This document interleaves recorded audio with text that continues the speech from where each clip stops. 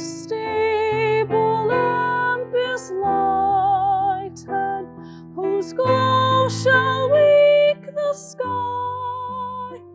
The stars shall bend their voices, and every stone shall cry.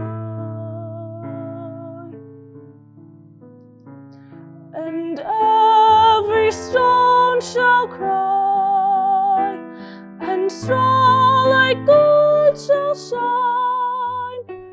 A barn shall harbor heaven, a stone become a shrine.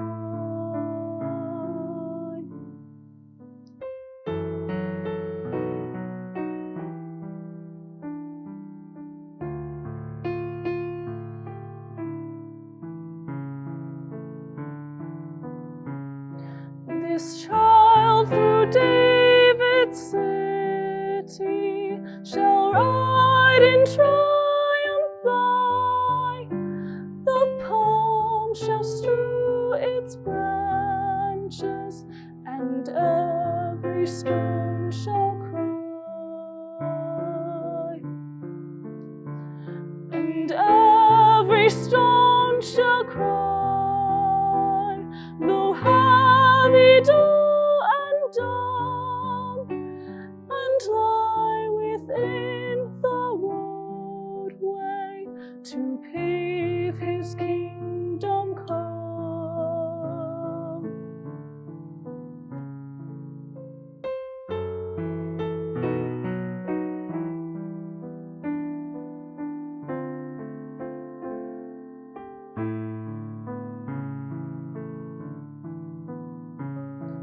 Yet he shall be forsaken and yielded up to die. The sky shall groan and darken, and every stone shall cry.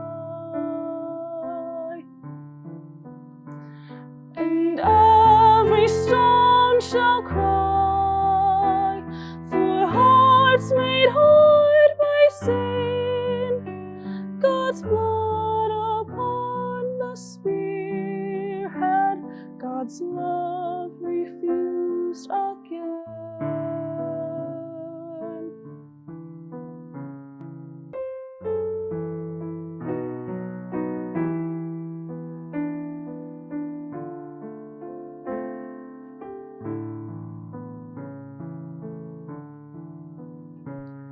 But now is at the ending, the law is lifted high. The stars shall bend their voices, and every stone shall cry. And every stone shall cry in praises of the child, by whose descent among us the worlds are reconciled.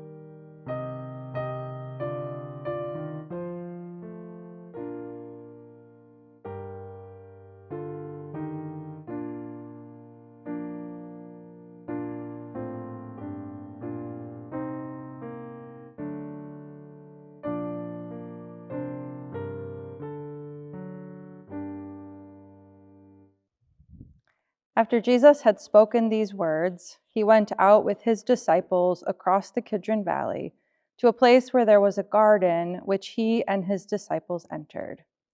Now Judas, who betrayed him, also knew the place because Jesus often met there with his disciples. So Judas brought a detachment of soldiers together with police from the chief priests and the Pharisees, and they came there with lanterns and torches and weapons. Then Jesus, knowing all that was to happen to him, came forward and asked them, "Whom are you looking for?" They answered, "Jesus of Nazareth." Jesus replied, "I am he." Judas, who betrayed him, was standing with them. When Jesus said to them, "I am he," they stepped back and fell to the ground. Again, he asked them, "Whom are you looking for?" And they said, "Jesus of Nazareth." Jesus answered, "I told you that I am he. So if you are looking for me, let these people go." This was to fulfill the word that he had spoken. "I did not lose a single one of those whom you gave me." Then Simon Peter, who had a sword, drew it, struck the high priest's slave, and cut off his right ear. The slave's name was Malchus. Jesus said to Peter, "Put your sword back into its sheath. Am I not to drink the cup that the Father has given me?" So the soldiers, their officer, and the Jewish police arrested Jesus and bound him. First, they took him to Annas, who was the father-in-law of Caiaphas, the high priest that year. Caiaphas was the one who advised the Jews that it was better to have one person die for the people. Simon Peter and another disciple followed Jesus. Since that disciple was known to the high priest, he went with Jesus into the courtyard of the high priest. But Peter was standing outside at the gate. So the other disciple, who was known to the high priest, went out, spoke to the woman who guarded the gate, and brought Peter in. The woman said to Peter, "You are not also one of this man's disciples, are you?" He said, "I am not." Now the slaves and the police had made a charcoal fire because it was cold, and they were standing around it and warming themselves. Peter also was standing with them and warming himself. Then the high priest questioned Jesus about his disciples and about his teaching. Jesus answered, "I have spoken openly to the world. I have always taught in synagogues and in the temples, where all the Jews come together. I have said nothing in secret. Why do you ask me? Ask those who heard what I said to them. They know what I said." When he had said this, one of the police standing nearby struck Jesus on the face. "Is that how you answer the high priest?" Jesus answered, "If I have spoken wrongly, testify to the wrong. But if I have spoken rightly, why do you strike me?" Then Annas sent him to Caiaphas, the high priest. Now Simon Peter was standing and warming himself. They asked him, "You are not also one of his disciples, are you?" He denied it and said, "I am not." One of the slaves of the high priest, a relative of the man whose ear Peter had cut off, asked, "Did I not see you in the garden with him?" Again, Peter denied it. And at that moment, the cock crowed. Then they took Jesus from Caiaphas to Pilate's headquarters. It was early in the morning. They themselves did not enter the headquarters so as to avoid ritual defilement and to be able to eat the Passover. So Pilate went out to them and said, "What accusation do you bring against this man?" They answered, "If this man were not a criminal, we would not have handed him over to you." Pilate said to them, "Take him yourselves and judge him according to your law." The Jews replied, "We are not permitted to put anyone to death." This was to fulfill what Jesus had said when he indicated the kind of death he was to die. Then Pilate entered the headquarters again, summoned Jesus, and asked him, "Are you the king of the Jews?" Jesus answered, "Do you ask this on your own, or did others tell you about me?" Pilate replied, "I am not a Jew, am I? Your own nation and the chief priests have handed you over to me. What have you done?" Jesus answered, "My kingdom does not belong to this world. If my kingdom belonged to this world, my followers would be fighting to keep me from being handed over to the Jews. But as it is, my kingdom is not from here." Pilate asked Jesus, "So you are a king?" Jesus answered, "You say that I am a king. For this I was born, and for this I came into the world, to testify to the truth. Everyone who belongs to the truth listens to my voice." Pilate asked Jesus, "What is truth?" After he had said this, he went out to the Jews again and told them, "I find no case against him, but you have a custom that I release someone for you at the Passover. Do you want me to release for you the King of the Jews?" They shouted in reply, "Not this man, but Barabbas." Now Barabbas was a rebel. Then Pilate took Jesus and had him flogged. And the soldiers wove a crown of thorns and put it on his head, and they dressed him in a purple robe. They kept coming up to him and saying, "Hail, King of the Jews!" and striking him on the face. Pilate went out again and said to them, "Look, I am bringing him out to you to let you know that I find no case against him." So Jesus came out wearing the crown of thorns and the purple robe. Pilate said to them, "Behold the man." When the chief priests and the police saw him, they shouted, "Crucify him! Crucify him!" Pilate said to them, "Take him yourselves and crucify him. I find no case against him." The Jews answered him, "We have a law, and according to that law, he ought to die because he has claimed to be the Son of God." Now when Pilate heard this, he was more afraid than ever. Pilate entered his headquarters again and asked Jesus, "Where are you from?"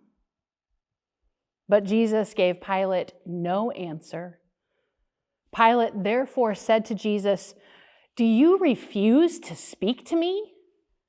Do you not know that I have the power to release you and power to crucify you?" Jesus answered Pilate, "You would have no power over me unless it had been given you from above. Therefore, the one who handed me over to you is guilty of a greater sin." From then on, Pilate tried to release Jesus, but the Jews cried out, "If you release this man, you are no friend of Caesar. Everyone who claims to be a king sets himself against Caesar." When Pilate heard these words, he brought Jesus outside and sat on the judge's bench at a place called the Stone Pavement, or in Hebrew, Gabbatha. Now it was the day of preparation for the Passover, and it was about noon. Pilate said to the Jews, "Here is your king." They cried out, "Away with him! Away with him! Crucify him!" Pilate asked them, "Shall I crucify your king?" The chief priest answered, "We have no king but Caesar." Then Pilate handed Jesus over to them to be crucified. So they took Jesus, and carrying the cross by himself, he went out to what is called the place of the skull, which in Hebrew is called Golgotha. There they crucified him, and with him 2 others, one on either side, with Jesus between them. Pilate also had an inscription written and put on the cross. It read, "Jesus of Nazareth, the King of the Jews." Many of the Jews read this inscription because the place where Jesus was crucified was near the city, and it was written in Hebrew, in Latin, and in Greek. Then the chief priests of the Jews said to Pilate, "Do not write the King of the Jews, but this man said, 'I am the King of the Jews.'" Pilate answered, "What I have written, I have written." When the soldiers had crucified Jesus, they took his clothes and divided them into 4 parts, one for each soldier. They also took his tunic. Now the tunic was seamless, woven in one piece from the top. So they said to one another, "Let us not tear it, but cast lots for it to see who will get it." This was to fulfill what the scripture says. "They divided my clothes among themselves, and for my clothing they cast lots." And that is what the soldiers did. Meanwhile, standing near the cross of Jesus were his mother and his mother's sister, Mary, the wife of Clopas, and Mary Magdalene. When Jesus saw his mother and the disciple whom he loved standing beside her, he said to his mother, "Woman, here is your son." Then he said to the disciple, "Here is your mother." And from that hour, the disciple took her into his own home. After this, when Jesus knew that all was now finished, he said, in order to fulfill the scripture, "I am thirsty." A jar full of sour wine was standing there, so they put a sponge full of the wine on a branch of hyssop and held it to his mouth. When Jesus had received the wine, he said, "It is finished." Then he bowed his head and gave up his spirit. Since it was the day of preparation, the Jews did not want the bodies left on the cross during the Sabbath, especially because that Sabbath was a day of great solemnity. So they asked Pilate to have the legs of the crucified men broken and the bodies removed. Then the soldiers came and broke the legs of the first and of the other who had been crucified with him. But when they came to Jesus and saw that he was already dead, they did not break his legs. Instead, one of the soldiers pierced his side with a spear, and at once blood and water came out. He who saw this has testified so that you also may continue to believe. His testimony is true, and he knows that he tells the truth. These things occurred so that the scripture might be fulfilled. None of his bones shall be broken. And again, another passage of scripture says, "They will look on the one whom they have pierced." After these things, Joseph of Arimathea, who was a disciple of Jesus, though a secret one because of his fear of the Jews, asked Pilate to let him take away the body of Jesus. Pilate gave him permission, so he came and removed his body. Nicodemus, who had at first come to Jesus by night, also came, bringing a mixture of myrrh and aloes, weighing about 100 pounds. They took the body of Jesus and wrapped it with the spices and linen cloths, according to the burial custom of the Jews. Now there was a garden in the place where he was crucified, and in the garden there was a new tomb in which no one had ever been laid. And so, because it was the Jewish day of preparation and the tomb was nearby, they laid Jesus there.